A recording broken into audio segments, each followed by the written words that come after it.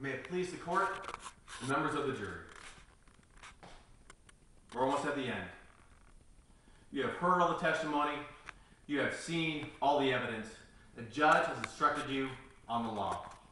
In a moment, you're going to go back to that jury room and apply the law to the facts of this case. And as you deliberate, one thing should be perfectly clear to you. Charlene sits before you, an innocent girl. Charlene's hands have no blood on them. During the jury selection process, we talked about your need and your want to have all the information available to you before you make a big decision in any aspect of your life.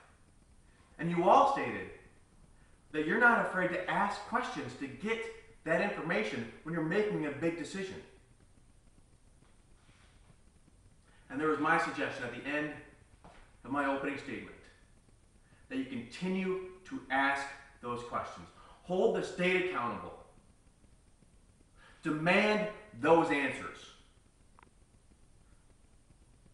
Ask those questions. Questions like, what about Mr. Potter?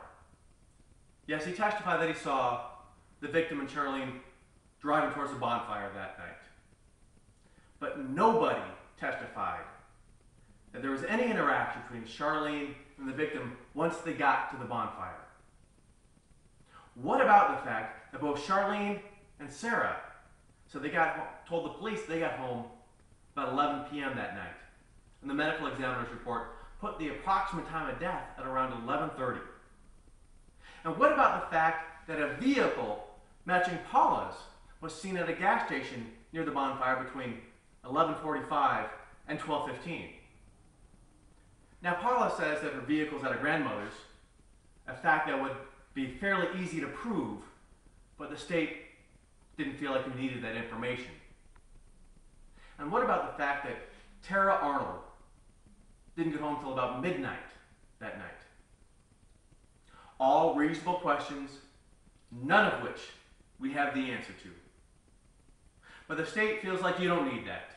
They have that mountain of scientific and forensic evidence.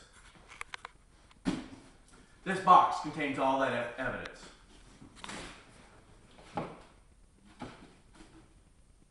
None. They have none.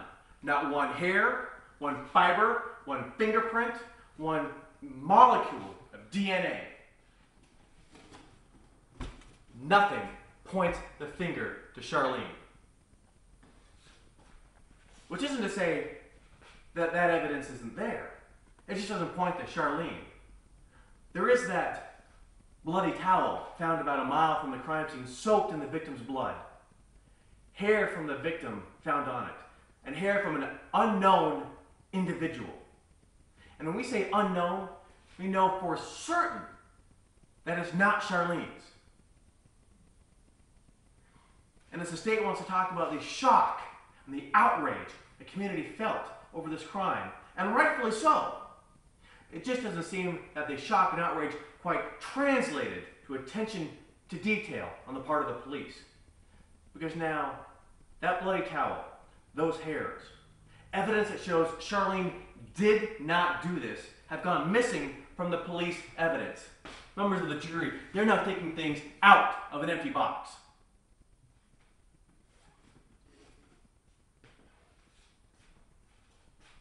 And while we're talking about unidentified individuals, let's talk about the bloody palm print found at the crime scene. Belongs to an unidentified individual. We know for certain it does not belong to Charlene.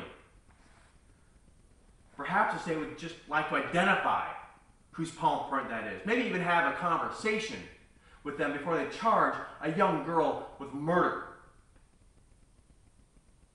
But that bloody palm print does not belong to Charlene.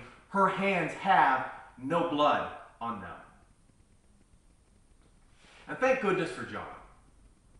Thank goodness for John for his ability to put into context the sinister way in which Charlene was trying to make amends, trying to put the past pettiness and jealousies and rivalries of high school girls in the past. They graduated high school. They were moving forward. Because without John, we would only think that Charlene was maturing, doing what we hope our children do, grow up to be good people. Thank goodness for John for letting us in on that sinister, secret conversation that only he was privy to about how Charlene was going to get a ride from the victim that night. Despite the fact that Charlene had put in that big email sent to everybody that she was going to get a ride from the victim. There was nothing sinister about what Charlene was doing, nothing secret. She was maturing, she was growing up, she was being an adult. And for all the talk John had about ignoring Charlene and not wanting to have anything to do with her, he was included in that big group email. And despite not wanting to have anything to do with her, he went to the bonfire that night. Why? Was it to see the victim? Did she spurn his advances? Was she adamant that they were over, that she was leaving? The best thing in his life was about to leave town on a full scholarship. She had just broken up with him. That night, did something snap with John? These are reasonable questions that we don't have the answer to. We cannot take John's word for it. And what about John's timeline? He said he left around 11. He was goofing off with his friends. He's not exactly sure what time he left. He left that little caveat in there in case his timeline needed to be a little flexible. Well, we could have had a better idea what time he left if we had heard from any of those friends that he was goofing off with, but we didn't. We don't know what time John left. We certainly don't know what time John got home, and we sure don't know what happened to John in between that time. Questions that we don't have the answer to. And despite all of that, it is Charlene who sits on trial for murder today. Members of the jury, the question before you is quite simply this. Do you believe, beyond a reasonable doubt, that Charlene caused the death of the victim? Beyond a reasonable doubt, that's the state's burden. Members of the jury, the state has not even come close. The state has not come close to showing how no one but Charlene could have done this crime. Charlene sits before you, an innocent girl. The state needs to find who left that bloody palm print. Because Charlene's hands have no blood on them. Find Charlene not guilty.